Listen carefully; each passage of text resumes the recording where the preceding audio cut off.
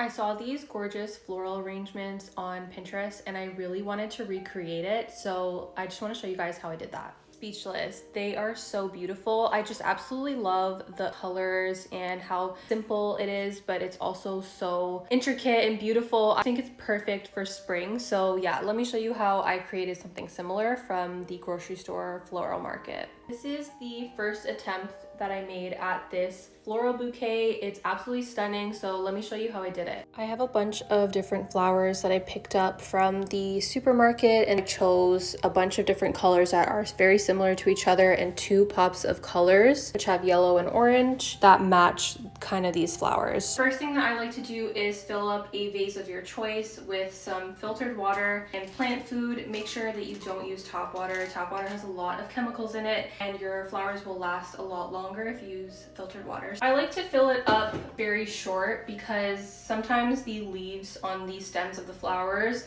will cause your flower water to rot faster, so it's just better if you just put a little bit. Make sure that you mix around the plant food so that it dissolves into the water and it becomes clear. When you're trimming your flower stems, make sure you don't do them all the same height. You want them all to be different lengths. That way it adds dimension to your bouquet. So I like to cut them on a slant and I like to cut them every few days so that they don't get moldy at the end. I also like to trim off the leaves at the end so that way it doesn't make the water all mucky. A tip that I recommend with your pieces that are just there for decoration is that you keep them as long as possible so that they stick out. This broke my other scissors, so now I have to switch.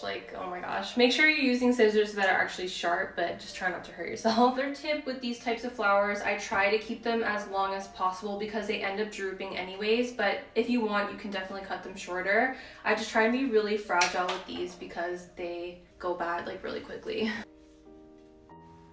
My technique to making the bouquet seem organized and also kind of random is I try and do 1 flower each at a time so that it looks spread out and it's more full, if that makes sense. Just kind of layer it here and there. Towards the end, I will then see if I need to rearrange any of the flowers to make them look nicer, but as you can see so far, they're all kind of layered.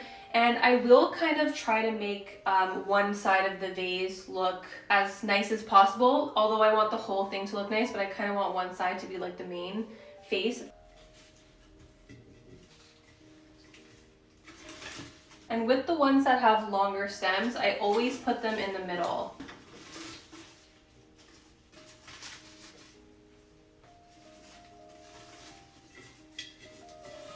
With these flowers, I try to look around to see where I should place them, what areas I think are missing. These 2 flowers that are a pop of color, I try and spread them out so that they don't look too close together. So I'm gonna put that one here so that it kind of just stands out a little bit. For this one, I'll just put it on the other side, just over here. Because this flower is a bit droopy, I'm just gonna cut it short. To add more water because some of the stems are short, I will add it. I think I'm going to readjust this one. There you have it. It's so beautiful. As you can see, it looks really pretty no matter which place that you put it, but I've kind of centered the bluish orange flowers so that this would be the face of it.